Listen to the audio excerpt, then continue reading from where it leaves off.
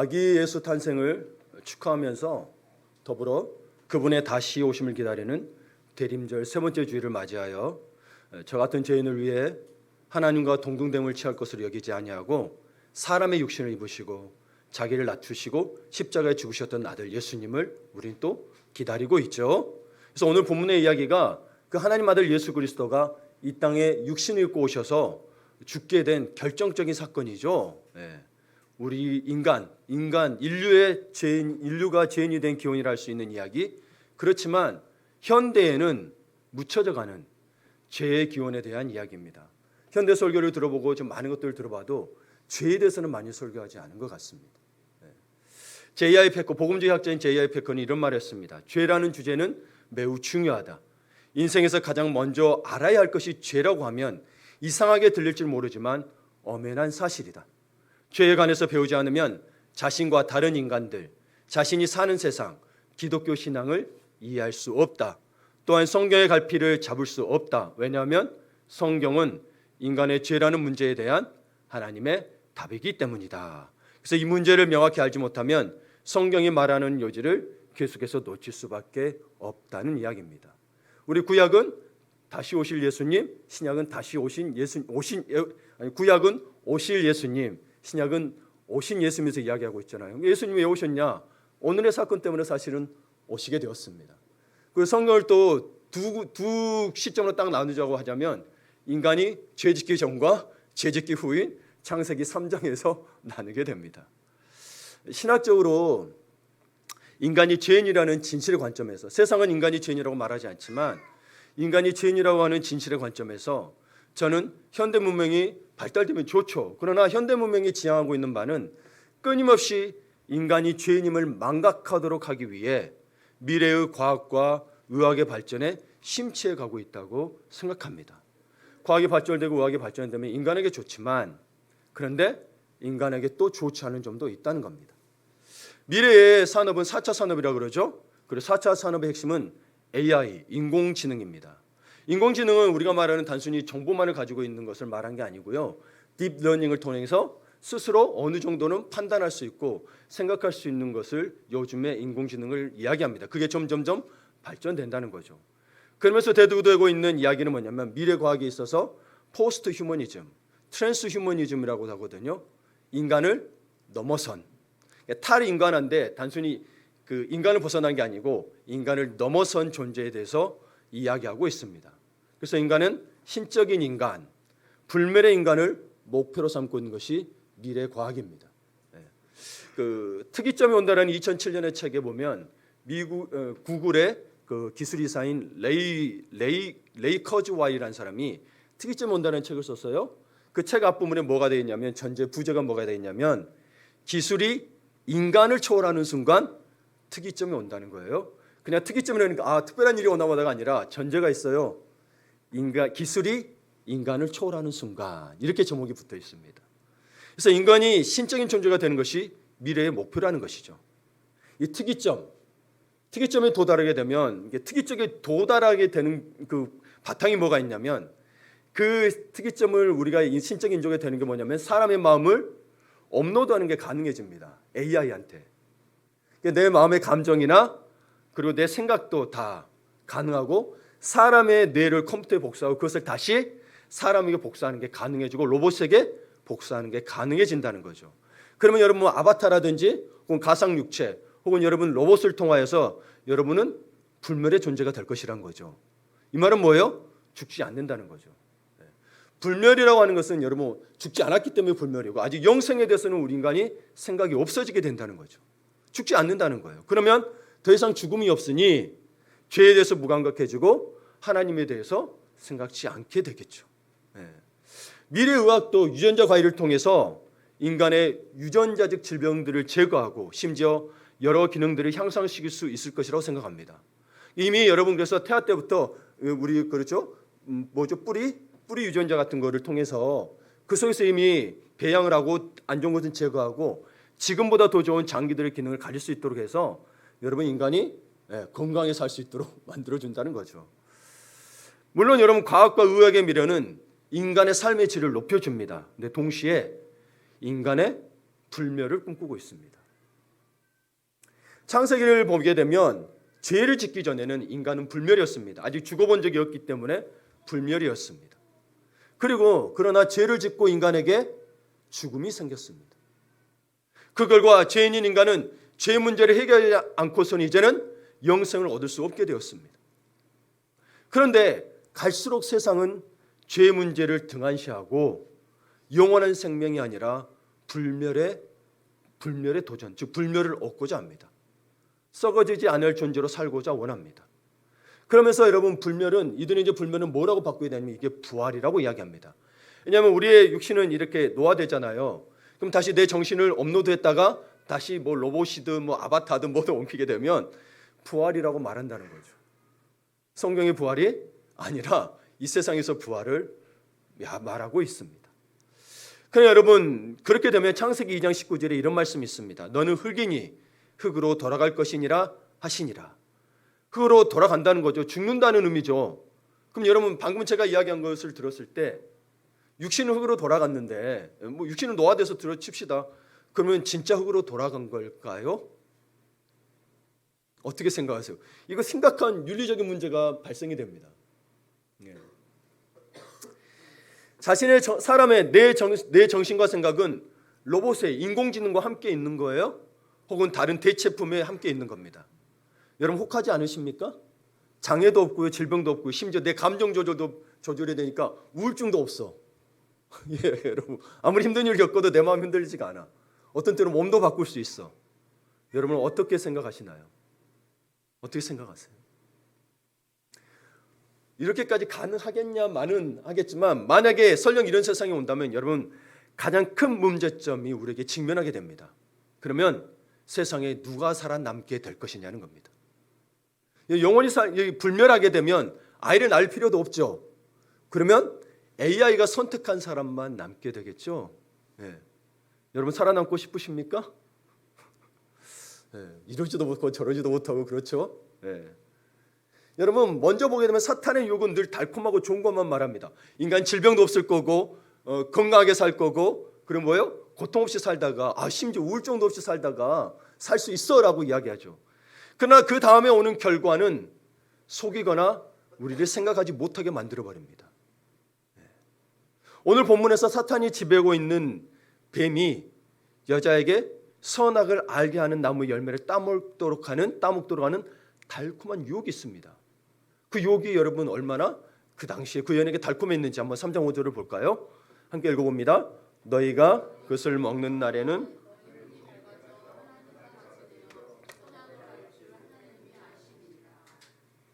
아멘 안 하셔서 다행입니다. 이거 아멘 하면 안 됩니다. 사탄의 말이에요. 사탄이 여러분이 이 오늘 본문을 통해서 사탄이 뱀을 통해서 여자를 시험하려고 했던 것은 자기 편을 만들려고 하는 게 아니라 과연 여자가 얼마나 철저하게 하나님의 말씀을 믿고 붙들고 있느냐는 것이었습니다. 결국 여자는 뱀을 상대하면서 자신의 부족한 믿음을 드러내고 말았습니다. 남자도 먹죠? 남자도 뭐 별반 다를 바 없습니다. 똑같습니다. 이렇게 해서 여러분 우리는 이 시대를 살아가면서 우리도 믿음이 좋다고 생각하지만 결국 우리의 믿음은 드러나게 돼 있습니다. 그래서 함부로 자부하지 마시길 바랍니다. 그런데 믿음이 내 힘으로 안 된다고 해야 여러분 그래야 우리 주님이 필요합니다. 그래서 사실 주님이 또 오셨거든요. 이걸 은혜라고 하는 겁니다. 사실 우리는 심판받아 마땅하지만 우리를 살려주셨다는 거죠. 우리 믿음의 부족함을 보시고 너 힘으로 안 되지 내가 대신 죄를 씻겨줄게. 참 은혜입니다. 그래서 우리는 믿음의 부족함을 인정해야 됩니다. 부족함을 인정하지 않으면 여러분 어느새 나는 다른 사람 핑계를 두고 있는 줄을 모릅니다. 나중에 보게 되죠. 남자는 여자를, 여자는 뱀 핑계를 대죠. 사실 사탄의 유혹은 뻔히 보이는 거짓말이라기보다 늘 교묘한 거짓말입니다. 교묘합니다. 그래서 여기 교활하다는 표현도 사실은 여러분 히브리적 원어에서는 뱀이 교활하다고 돼 있잖아요. 여기 지혜롭다 이런 표현이 돼 있는데 사실은 여러분 그게 나쁜 의미가 아닙니다. 히브리적 언어에서는 굉장히 똑똑하다는 의미입니다. 히브리 원어적 의미는. 근데 그거를 나쁘게 사용한 거죠. 나쁘게 사용한 거죠. 여러분 사실 봅시다. 인간이 하나님과 같이 선악이 무엇인지 분별한다고 칩시다. 먹어가지고 뭐 안 먹었더라도 분별하고 칩시다. 근데 먹어가지고 무엇이 분별한다고 한들 여러분 그분처럼 죄를 짓지 않을 수 있습니까? 죄를 짓지 않을 수. 사실 이렇게 먹지 않아야 돼서 분별하는 거 좋을 수 있습니다. 근데 먹고 죄를 짓게 됐다는 거죠. 네. 사실 여러분 이미 이거 먹기 전에도 이미 인간은 뭐예요? 유혹도 구분하지 못하고 넘어가고 말았습니다.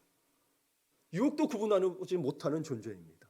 우리는 그런 존재임을 알아야 다른 사람도 이해할 수 있습니다. 아, 저 사람 왜 저래? 저 사람 저럴 수 있어가 아니라 저럴 수 있는 존재들입니다. 그렇게 눈이 밝아져 선악을 알게 되었더니 제일 먼저 보게 된 게 자신들의 수치심이었습니다. 그래서 무화과 나무 잎을 엮고 자신들의 하체를 가리웠습니다. 눈이 밝아져 선악을 알게 되었더니 자신들의 악함이 보여서 여호와 하나님의 낯을 피하여 동산 나무 사이에 숨었습니다. 여러분, 내게 아직도 내가 뭔가 수치스럽고 예수 그리스도 보혈로 다 해결이 되었는데 나는 여전히 뭔가 수치스럽고 내가 자꾸 하나님을 피하고 목사님 얼굴을 피하고 영적 지도의 얼굴을 피한다 그러면 이런 뭐예요? 뭔가 속이고 있다는 거죠. 그렇죠? 죄 문제를 해결하지 못했다는 겁니다. 예.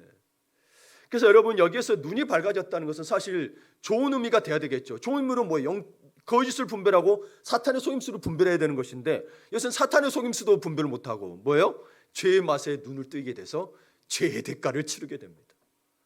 여기서 눈이 밝아졌다는 것은 좋은 의미로 쓰일 수 있지만 원래 좋은 의미이지만 여러분 여기서 먹게 되면서 뭐가 된 거예요? 죄의 눈이 뜨게 됐다라는 거예요. 그러면서 우리는 그 죄의 대가를 치러야만 했습니다. 3장 2절에 보게 되면 여자는 뱀에게 하나님께서 동산의 모든 나무 열매를 먹게 하셨다고 했습니다. 하나님 먹게 하셨죠. 단 한 가지만 빼고 한 나무만 빼고. 근데 여자가 계속 말을 이어갑니다. 3절에 보게 되면 그러면서 먹으라고 했는데 동상 중앙에 있는 나무의 열매는 하나님의 말씀에 너희는 먹지도 말고 만지도 말라 너희가 죽을까 하노라 하셨느니라. 그래서 뭐가 추가되죠? 예, 추가됩니다. 2장 17절과 비교해 보면은 만지지도 말라는 게 추가가 됩니다. 특별히 이 본문 3절을 세 번역으로도 한번 볼게요. 그러나 하나님은 동산 가운데 있는 나무의 열매는 먹지도 말고 만지도 말라고 하셨다. 어기면 우리가 죽는다고 하셨다. 영어 성경을 다 찾아봐도 우리가 죽는다. You will die 돼 있습니다. 여기 너희가 죽을까 하노라는 한국적인 표현으로 좀 해서 그런 건데 여러분 이 말에는 더 이상 토를 다지 마십시오. 원래 죽을까 하노라는 말씀은 없는데 한국적 표현이 좀 그렇게 된 거, 한글로 보면 그렇게 된 건데 번역상 다른 번역들은 죽는다고 이야기하고 있습니다. 그래서 여기서 추가되는 것은 만지지도 말라는 게 추가되어 있습니다. 근데 또 빠져 있는 게 있죠. 반드시라는 게 또 빠져 있긴 하죠. 반드시 죽으리라 그랬거든요. 그래서 여러분 2장 17절에 있는 하나님의 말씀과 비교해 보면 선악을 알게 하는 나무의 열매는 먹지 말라. 내가 먹는 날에는 반드시 죽으리라. 하나님은 만지지도 말라는 말씀하지 않으셨습니다. 네. 만지면 죽는다는 말씀을 하지 않으셨어요. 하나님은 오직 먹는 것만 문제를 삼으셨습니다. 사람이 지나가다가 터치할 수도 있고 그러잖아요. 그렇죠? 만질 수도 있습니다. 근데 여러분 이게 반드시 죽으리라는 말도 또 반드시란 말은 뺐거든요. 근데 사실 여러분 이 말이 참 저도 인간인데 좀 이해가 되는 게 뭐냐면 이 인간 아담과 하와는 아직까지 한 번도 죽어본 적이 없는 인간입니다. 네. 죽는 것이 어떤 건지 모르고 있다라는 거죠. 반드시 죽으리라는 말씀이 얼마나 무서운 건지를 몰랐을 것입니다. 인간은 여러분 우리도 살아보니 경험하지 않으면 그 느낌을 알지 못하는 존재잖아요. 그렇죠? 어린아이들 다 아무리 물이 뜨겁다고 해봐야 지가 한번 데워봐야 알죠. 아무리 말려도 뜨거운 걸 만지려고 그럽니다. 컵에 있는 물 뜨겁다고 해봐요. 날로 뜨겁다 해도 만지려고 그럽니다. 경험하면 안 만지죠. 아직 얼마나 뜨거운지를 모르죠. 예. 사탄이 그 틈을 노린 것 같습니다. 그래서 4절 5절을 보게 되면 뱀이 여자에게 이르되 너희가 결코 죽지 아니하리라. 너희가 그것을 먹는 날에는 너희 눈이 밝아져 하나님과 같이 되어 선악을 알 줄 하나님이 아심이니라. 너희는 절대 죽지 않을 거니까 신경 쓰지 마.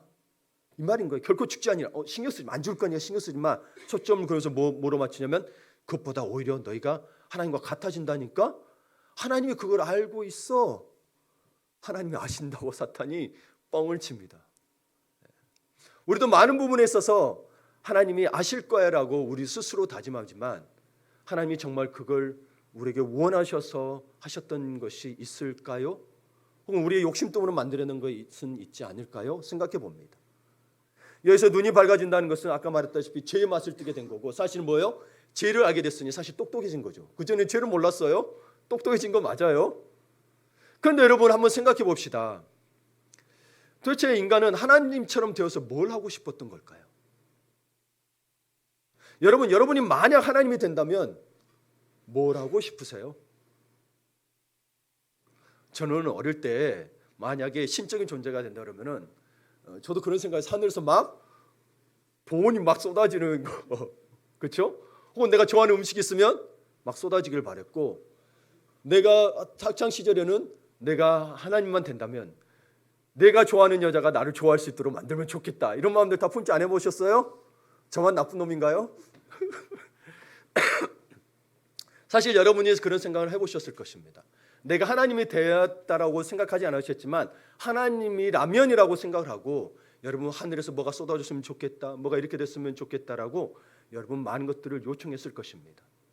그런데 여러분 사실 이 아담과 하에게는 그 상태에서 자기들이 어찌 보면 이 땅에서는 최고였잖아요. 뭘 원했을까요? 하나님처럼 왜 되고 싶었을까요? 저는 생각해 보면 인간이 가장 힘든 게 낮아지는 것이라고 생각합니다. 낮아지는 것. 누구 밑에 있지를 못해요. 사람 밑에 있지를 못해요. 예수님은 하나님과 동등됨을 취하지 아니하시고 사람의 몸을 입고 오셔서 가장 낮은 자의 모습으로 오셔서 우리를 위해서 죽으셨는데, 우리는 갖고 싶고 뭐하고 싶은 게 다 뭐예요? 사람에게 무시당하지 않기 위해서. 네. 물론 가난을 벗어나기 위해서는 괜찮습니다만은 무시당하지 않기 위해서, 누군가의 밑에 있고 싶지 않아서 하고 싶은 게 얼마나 많습니까? 그래서 여러분 직장에 사표 던지는 게 꽤 많잖아요. 그렇죠? 내가 치사하고 더러워서 이렇게 사나 보다. 하나님처럼 되고 싶다라는 것. 예. 그렇다면 여러분 하와는 하나님 말씀에 순종하게 되면 하나님 밑에 있는 거잖아요. 그렇죠? 하나님처럼 되려면 뭐예요? 하나님 말씀에 반항해야겠죠. 그래서 선악과를 따먹은 걸까요? 사실 그 마음은 아닐 테지만 하나님처럼 되고 싶은 우리의 인간의 마음은 교만한 마음이 있었다는 것은 알 수 있습니다. 여러분 그전에는 보지도 않던 나무잖아요. 그렇죠? 근데 그 사단의 말을 듣고 보니까 어떻게 되냐면, 달콤 말을 듣고 보니까 6절에 여자가 그 나무를 본즉 먹음직도 하고 보암직도 하고 지혜롭게 할 만큼 탐스럽기도 한 나무인지라 여자가 그 열매를 따먹고. 그전에는 신경조차 주지 않았어요. 그렇죠? 근데 여자가 마음에 욕심을 가지고 보니까 이게 맛없어 보였을 거 아니에요. 보지도 않았던. 물론 하나님 보지 말래서 안 봤을 테지만 그러다 보니 입맛도 뚝 떨어졌을 텐데 갑자기 이 과일이 먹음직도 하고 또 보고 싶어지고 보암직도 하고, 그냥 과일인데 지롭게 할 만큼 탐스럽기까지 하다는 거예요. 매력적이라는 거예요. 결국 그 열매를 따서 먹습니다. 야고보서 1장 4절에서 5절에 보게 되면 함께 읽습니다. 오직 각 사람이 시험을 받는 것은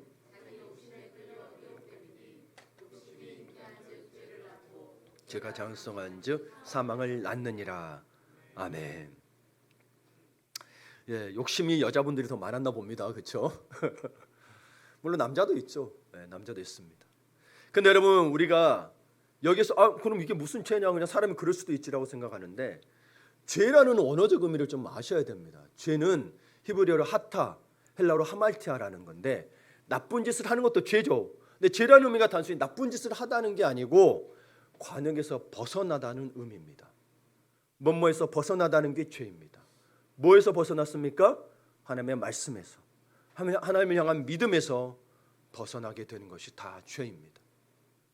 우리가 나쁜 짓을 하지 않는다고 해서 우리를 죄인이 아니라고 생각한다면 큰 오산입니다. 여러분 그러면 죄에 대해서 생각할 필요도 없습니다. 우리는 믿으면서도 얼마나 많은 것들에 있어서 하나님의 말씀에서 벗어나고 있습니까? 하나님을 벗어나게 하는 모든 것들이 죄임을 잊지 마시길 바랍니다. 그래서 내 사랑하는 자녀지만 때로는 자녀가 하나님에서 벗어나게 욕심이 되기도 하는 거고, 성공이 하나님에서 벗어나는 욕심이 되는 거예요. 성공이 나쁜 게 아니에요. 여러분 성공하셔야 되는데 하나님의 자꾸 말씀에서 어긋나게 만든다라면, 하나님을 제일 10계명의 제일 10계명에 나 외에 다른 신을 섬기지 말았는데 가서 제사 지내고 하려면 너 사업해주게 이렇게 뭐 투자한다고 했을 때 여러분은 어떻게 하시겠습니까? 그런 유혹 앞에서 어떻게 하겠냐는 거예요. 여러분, 우리는 결국 하나님 말씀에서 벗어나서 자기가 하나님이 되고 싶어져 하는 욕망이 우리에게 있다는 겁니다. 결국 그 하나님처럼 되고자 하는 욕심이 여인에게 선악을 알게 하는 나무 열매를 따먹게 하였습니다. 그렇게 하나님의 말씀에 대한 믿음이 부족해서 하나님의 말씀에서 벗어난 인류 최초의 죄가 생겨났습니다. 여자가 사단의 유혹에 끌려 그 나무를 보았을 때는 그 나무를 본즉 됐잖아요. 유혹의 말, 달콤한 말을 듣고 그 나무를 보았을 때는 더 이상 그녀가 이전에 알던 나무가 아니었습니다.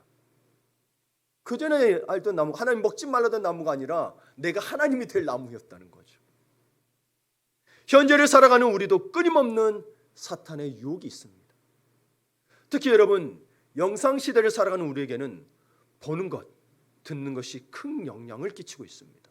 너무나도 보는 것들, 광고도 얼마나 여러분 정말 자극적이고 이게 눈에 머릿속에 쏙쏙 박히는지 아주 경쟁을 하듯이 찍어내고 있습니다. 드라마는 어떻습니까? 막장이 아니면 안 된다고 할 정도로 여러분 막장을 만들어서 인간이 이럴 수 있는 정도까지 이야기들을 만들어냅니다. 사실 여러분 이게 참 중요한 게 뭐냐면, 그렇게 하는 이유가 뭐냐면 인간의 뇌와 관련이 있기 때문에 그렇습니다. 인간의 뇌는요 끊임없이 학습하고 반응합니다. 죽을 때까지. 치매가 걸려도 학습하고 반응합니다. 단순히 그 기능을 상실이 약간 됐고 그렇지만 그래도 반응합니다. 반응하죠. 반대로 반응하기도 하죠.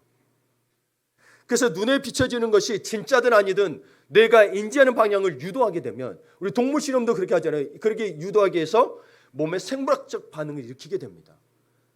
그러니까 이것을 미러링 효과라고 이야기합니다. 심리학적 용어로 미러링 효과라고 이야기하는데, 그래서 폭력적 게임을 즐겨하거나 폭력적 영상을 즐겨보면 이게 현실적으로 내가 총을 쏘고 있고 사람을 죽이는 게 아니어도 몸에서 호르몬 분비가 일어나 폭력적 성향과 태도를 갖게 될 가능성이 높아진다는 것입니다.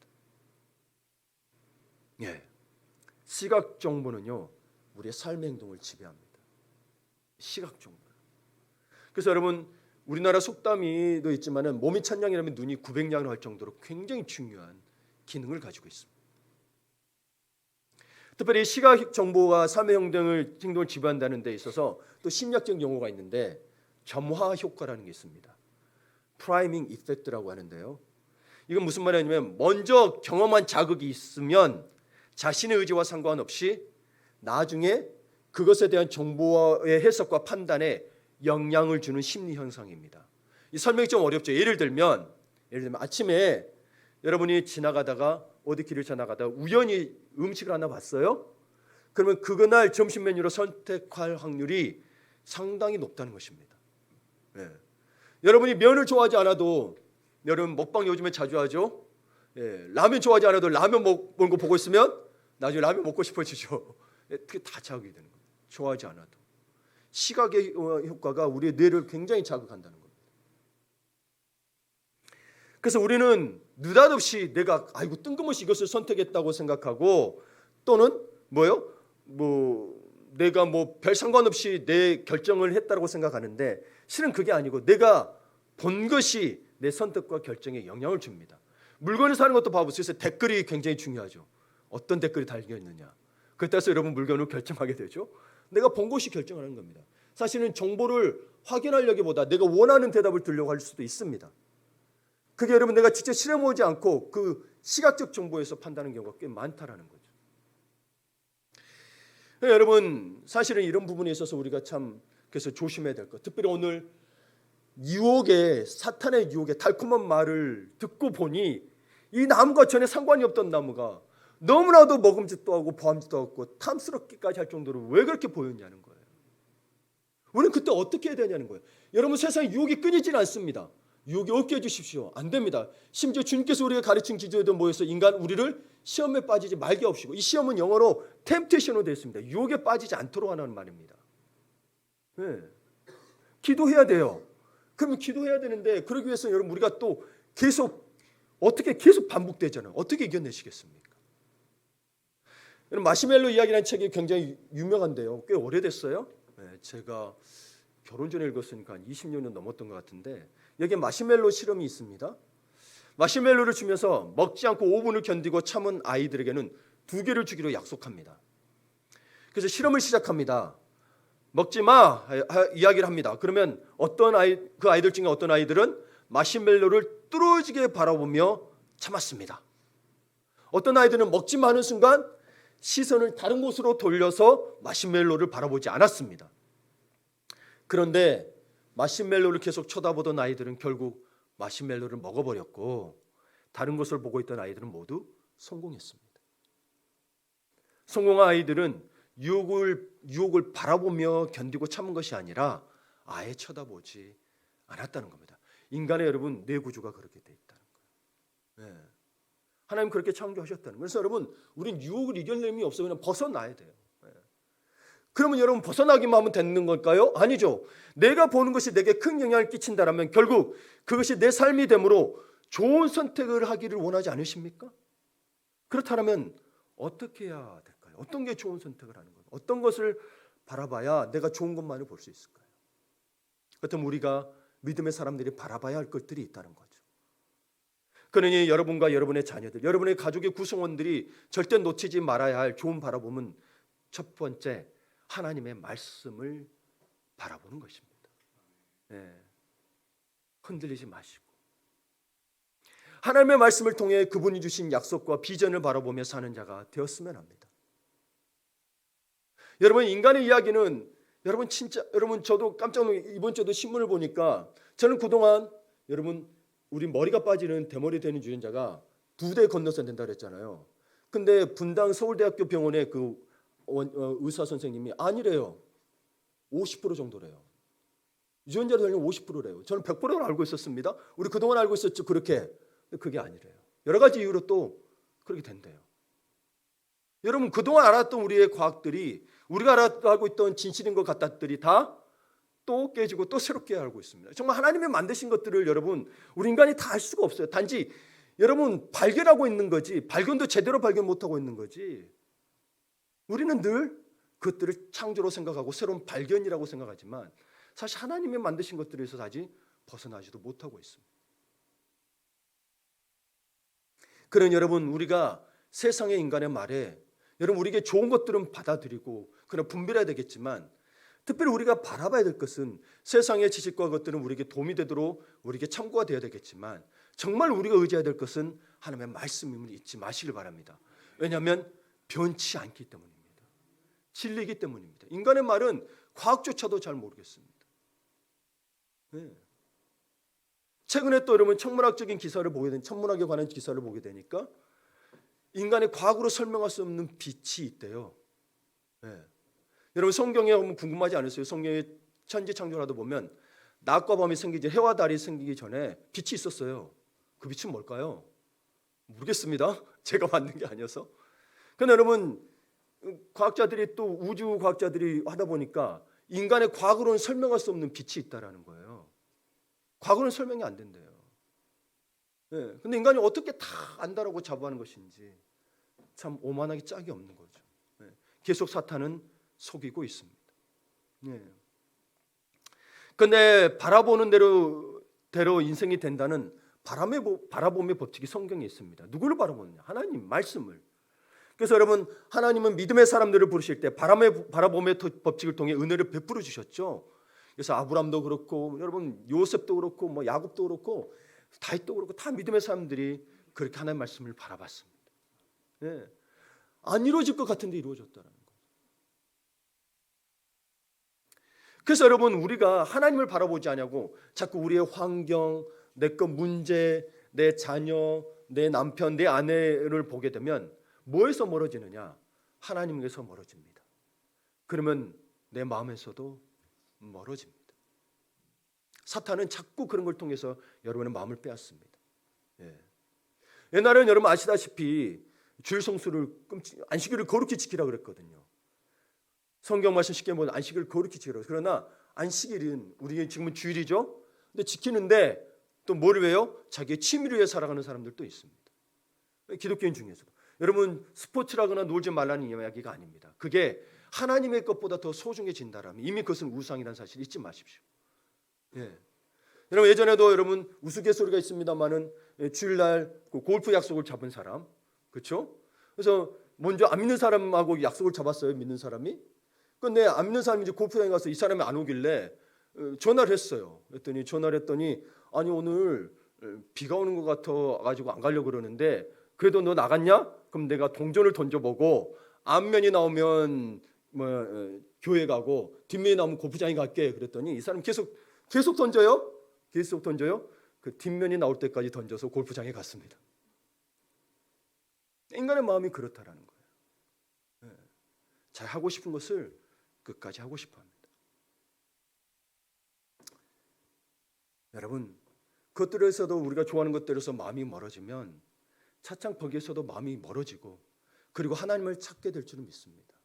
다만 여러분이 하나님보다 더 소중하게 생각하는 것들을 좀 멀리 하시고 주님을 가까이 하시라는 이야기입니다. 코로나 팬데믹 시대의 예배를 한번 봅시다. 처음에는 너무나 그립고 간절했지만 어떻게 비대면으로 드릴 수 있냐라고 다들 그랬습니다. 근데 멀리서 계속 영상 예배를 드리던 이들 중에 많은 사람들이 마음에서 멀어졌고 교회에 오지 않고 있습니다.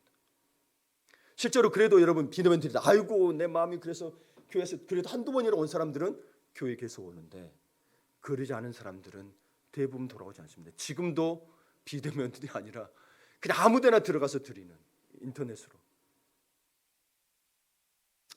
그러니까 여러분 하나님의 말씀을 보는 것과 특별히 교회의 영적 지도자들 주의 종이 자신의 눈에서 자꾸 멀어지면 어느 순간 여러분의 마음도 멀어지게 됩니다. 눈에서 멀어지면 마음에서도 교회가 멀어집니다. 교회는 그리스도의 몸입니다. 그래서 교회는 굉장히 중요합니다. 건물이 중요하다는 게 아니고 그리스도의 몸이기 때문에 그리스도의 몸이 이루어갈 수 있도록 서로 한 지체가 되어 하나님께서 연합하라고 이야기하고 있는 겁니다. 그러려면 교회가 아무 쓸모가 없습니다. 연합되지 않으면. 둘째 우리가 바라봐야 될 것은 예수님을 바라봐야 됩니다. 사실 여러분 아시다시피 예수님은 베드로의 믿음이 떨어지지 않기를 기도했다고 되어 있습니다. 그리고 누구도 우리가 깨달았다고 하는 것을 믿음이라고 생각하면 안 됩니다. 하나님에 대해서 저보다 더 많은 것을 깨달았다 했을지라도 그 깨달음대로 살지 않으면 믿음이 아닙니다. 그래서 우리의 믿음이 온전해지려면 믿음이 떨어지지 않으려면 예수를 온전히 바라봐야 됩니다. 무슨 근거로요? 말씀에 있습니다. 히브리서 12장 2절에 보게 되면 믿음의 주요 또 온전케 하시는 이인 예수를 바라보자. 아멘. 모든 시선과 신앙의 초점이 십자가의 예수님을 향하는 것입니다. 여러분의 삶을 포기하는 의미가 아니고 여러분의 삶을 사는데 그 모든 것들이 먼저 내게 닥친 것들을 바라보지 말고 예수님을 바라보는 거. 이건 계속 훈련하셔야 됩니다. 그래서 신앙생활은 우리가 신앙생활을 하지만 신앙생활이 있다고 하면서도 싸우죠. 또 관계가 깨지기도 합니다. 그러니까 성경이 그런 말들을 하는 거예요. 그거를 정죄하는 게 아니고 그러나 돌이키라는 건 해야 돼요. 다시 회복은 돼야 되는데 때로는 싸우거나 깨지거나 섭섭이가 들어가는 모든 이유는 상대방이 날 알아주지 않아서도 아니고 내 상황의 처지나 급박함 때문도 아닙니다. 그래서 상대방이 몰라줘서가 아니고요. 내가 십자가를 바라보지 못해서입니다. 근데 그걸 인정하기가 참 어려워요. 그 인정할 수 있나? 여러분 기도하면서 저 사람이 나를 힘들게 해요라고 기도하지 내가 십자가를 바라보지 못해서 눈물로 기도합니다라고 하시는 분 계십니까? 저도 기도하면서 늘 나의 죄를 위하여 피 흘려 주신 십자가의 은혜를 잊어버려서라는 고백을 하는데 그저 이성적 깨달음이었던 것 같아요. 그냥 내가 십자가를 바라보지 못해서는 걸 알잖아요. 근데 왜 자꾸 실패하냐? 자꾸 관계도 깨지기도 하고 또는 섭섭이가 들어간 이유가 뭐냐? 사실은 십자가를 온전히 바라보는데 실패했기 때문이라는 거죠. 그냥 이성적으로 깨달았지만 십자가를 바라보지 못하는 삶을 그것 때문이라는 걸 이제서야 마주하는 것 같습니다.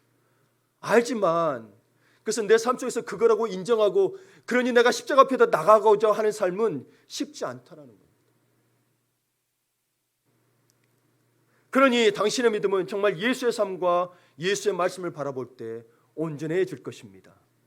오늘 이 자리에 앉아있는 분들은 그냥 앉아있지만 말고 정말 예수의 십자가를 바라보는 귀한 삶, 존귀한 삶이 되시기를 축원합니다. 네. 셋째, 하나님의 시선으로 세상을 볼 줄 알아야 합니다. 사무엘상 16장 7절에 보게 되면 내가 보는 것은 사람과 같지 아니하니 같이 읽을까요? 사람은 외모를 보거니와 아멘. 이 말씀의 배경은 이세 아들들이 사무엘 앞에 나옵니다. 근데 사무엘이 장자 엘리압을 보니까 와, 외모도 좋고 풍채도 너무 좋습니다. 그리고 장자예요. 네, 장자예요. 이 이스라엘적인 장자는 굉장히 중요합니다. 그래서 그의 머리에 왕이 될 자로 생각하고 기름을 부으려 했습니다. 그러자 여호와께서 사무엘에게 이르시되 그의 용모와 키를 보지 말라. 내가 이미 그를 버렸노라. 내가 보는 것은 사람과 같지 아니하니 사람은 외모를 보거니와 나 여호와는 중심을 보느니라 하시더라. 아멘. 여러분, 사사예요. 위대한 선지자 사무엘도요, 중심을 보시는 하나님의 시선이 없으면 외모를 보고 판단했던 것입니다. 그러니까 여러분 보기에 막 저 사람 대단한 사람을 하더라도 다 믿으면 안 된다니까요. 네. 그러면 안 돼요.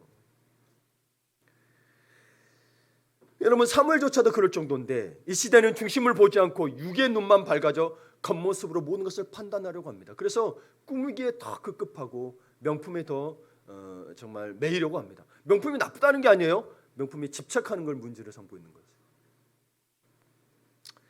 겉으로 드러난 성공과 행복에 현혹되지 말고 내면의 중심이 바르고 건강한지를 보는 통찰력이 있어야 합니다. 자신의 중심이 하나님께 인정받을 수 있는 사람, 대저 의인의 길은 여호와께서 인정하신다고 그랬습니다. 의인은 뭐예요? 하나님의 말씀을 주야로 묵상하는 자라고 되어 있습니다.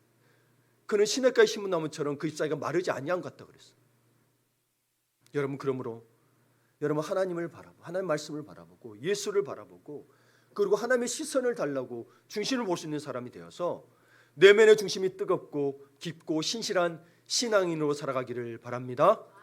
그러면 여러분의 가정이 복을 받습니다. 가문이 복을 받아요. 여러분의 자녀의 신앙의 성숙과 인격이 우연히 이루어지기를 바라지 마세요. 잘못된 방법입니다. 우연히 또 자녀들의 삶이 성공하기를 바라시면 안 됩니다. 하나님은 성경에 다 성공의 길을 이야기하고 계십니다.